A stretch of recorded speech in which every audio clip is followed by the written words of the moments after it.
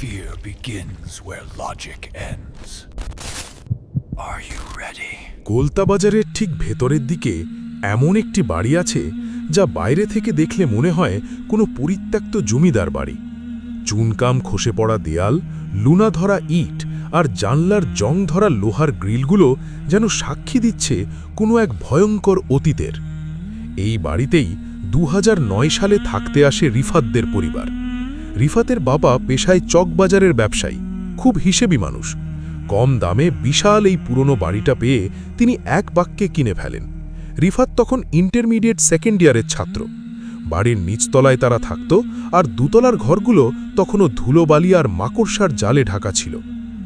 সবকিছু ঠিকঠাকই চলছিল, কিন্তু বিপত্তি ঘটল যখন রিফাতের ছোট খালাতো বোন নাদিয়া তাদের বাড়িতে থেকে পড়াশোনা করতে এলো। নাদিয়ার বয়স তখন মাত্র 14। শান্ত আর হাসি খুশি মেয়েটা এই বাড়িতে আসার সপ্তাহখানেক পর থেকেই কেমন জানি বদলে যেতে লাগল। শুরুতে রিফাত ভেবেছিল নতুন পরিবেশ আর পড়াশোনার চাপে হয়তো নাদিয়া একটু চুপচাপ হয়ে গেছে, কিন্তু একদিন গভীর রাতে রিফাত যখন পড়ার টেবিল থেকে উঠে পানি খেতে যাচ্ছিল, তখন নাদিয়ার রুমের সামনে দিয়ে যাওয়ার সময় সে থমকে দাঁড়াল।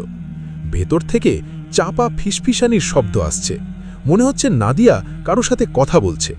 কিন্তু এই রাত 2টোর সময় কার সাথে কথা বলবে সে?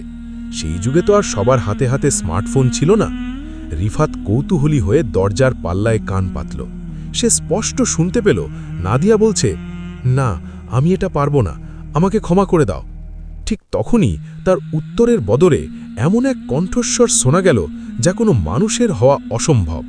মনে হলো যেন গলার ভেতর একরাশ পাথর ঘষা খাচ্ছে। সেই ভারী কণ্ঠটা বলছিল, তোকে করতে হবে, তুই এই ঘরে পা দিয়েছিস, এখন তুই আমার দাসী।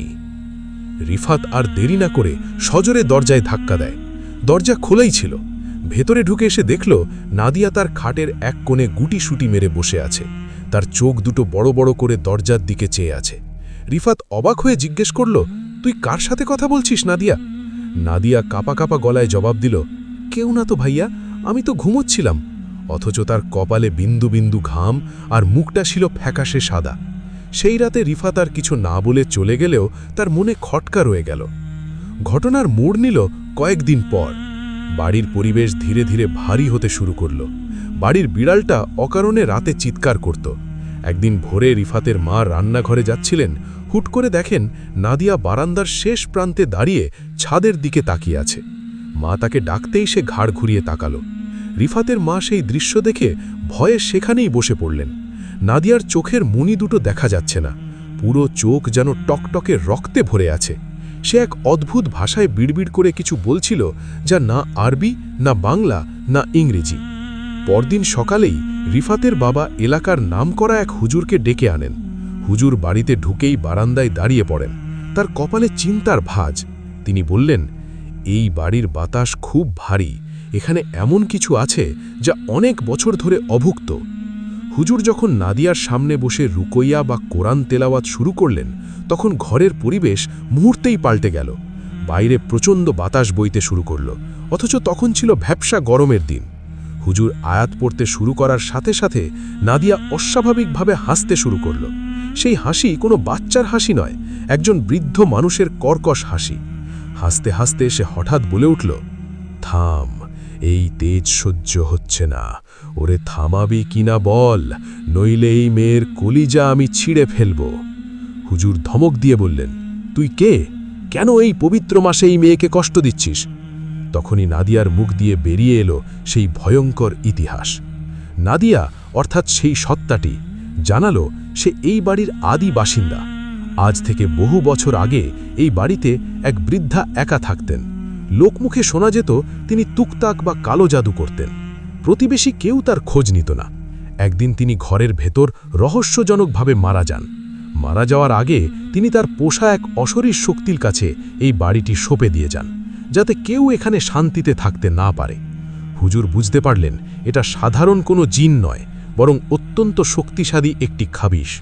তিনি রিফাত এবং তার বাবাকে বললেন ঘরের 4 কোণে পবিত্র পানি ছিটিয়ে দিতে। পানি ছিটানোর সাথে সাথে নাদিয়ার মুখ দিয়ে কালো ধোঁয়া বের হতে শুরু করল এবং সে মেঝেতে পড়ে ছটফট করতে লাগল। তার গলার রগগুলো এমনভাবে ফুলে উঠেছিল যেন মনে হচ্ছে এক্ষুনি ফেটে যাবে। হুজুর উচ্চস্বরে তেলাওয়াত চালিয়ে যাচ্ছিলেন। হঠাৎ নাদিয়া উঠে দাঁড়িয়ে রিফাতের বাবার দিকে তেড়ে গেল।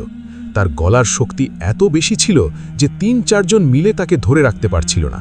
সে চিৎকার করে বলতে লাগল, আমি কোথাও যাব না। এই বাড়ির ইট পাথরে আমার রক্ত মিশে আছে। আমি এখনও এখানে আছি, আমি চিরকাল থাকব। টানা ২ ঘন্টা এই ধস্তাধস্তির পর হঠাৎ একটা বিকট শব্দ হলো। বাড়ির পেছনের পুরনো আম গাছটা কোনো ঝড় ছাড়াই মাঝখান থেকে দুমড়ে পড়ে গেল। আর সাথে সাথেই নাদিয়া একদম শান্ত হয়ে মেঝেতে পড়ে গেল। ঘরটা তখন একদম নিঃশব্দ, শুধু দেওয়াল ঘড়ির টিকটিক শব্দ শোনা যাচ্ছিল। কিছুক্ষণ পর নাদিয়া চোখ মেলল। সে কিছুই মনে করতে পারছিল না। কেন সে মেঝেতে পড়ে আছে, কেন হুজুর তার সামনে বসে আছেন, সবই তার কাছে ছিল অজানা। সবাই ভেবেছিল আপদ বিদায় হয়েছে। হুজুর বাড়ি বন্ধ করে দিয়ে গেলেন এবং সবাইকে ৫ ওয়াক্ত নামাজ পড়ার পরামর্শ দিলেন। কিন্তু এর ১ সপ্তাহ পর একদিন রাতে রিফাত যখন ছাদে কাপড় আনতে গেল, তখন সে দেখল ছাদের এক কোণে সেই পুরনো আম গাছের গুড়ির ওপরে একটা ছায়া বসে আছে। ছায়াটা মানুষের মতোই, হলে হাত পাগুলো অস্বাভাবিক লম্বা। রিফাত টর্চ মারতেই ছায়াটা ধীরে ধীরে দেওয়াল বেয়ে দোতলার সেই অন্ধকার ঘরের জানলা দিয়ে ভেতরে ঢুকে গেল। পরদিন সকালে রিফাতের মা ড্রয়িং রুমে ঝাড়ু দিতে গিয়ে দেখেন মেঝেতে শুকনো মাটির মতো কিছু পড়ে আছে। ভালো করে লক্ষ্য করে দেখেন ওগুলো আসলে শ্মশানের ছাই আর মানুষের ভাঙা হাড়ের টুকরো। সেই রাতেই রিফাতের বাবা সিদ্ধান্ত নেন এই বাড়ি আর রাখা যাবে না। তারা বাড়িটা ছেড়ে দেওয়ার কয়েক বছর পর জানা যায় সেখানে আর কোনো ভাড়াটে টিকতে পারেনি। আজও কলতাবাজারের সেই গলিতে অন্ধকার নামলে স্থানীয়রা ওদিক দিয়ে যাওয়ার সময় জোরে জোরে আয়াতুল কুরসি পড়েন। অনেকেই নাকি মাঝরাতে দোতলার সেই বদ্ধ জানলার ওপাশে নাদিয়ার মতো এক কিশোরীর কান্নার শব্দ শুনতে পান। অনেকে বলে সেই বৃদ্ধার আত্মা বা তার পোষা সেই শয়তানটি আজও বাড়িটি পাহারা দিচ্ছে। তারা বাড়ি ছাড়ে না, শুধু মালিক বদল হয়। আমরা দৃশ্যমান পৃথিবীতে একা নই। এমন অনেক কিছু আমাদের চারপাশে ঘুরে বেড়ায় যা বিজ্ঞানের সংজ্ঞায় ব্যাখ্যা করা সম্ভব নয়। বিশেষ করে পুরান ঢাকার মতো প্রাচীন জায়গায় এই রহস্যগুলো যেন আরও বেশি জীবন্ত।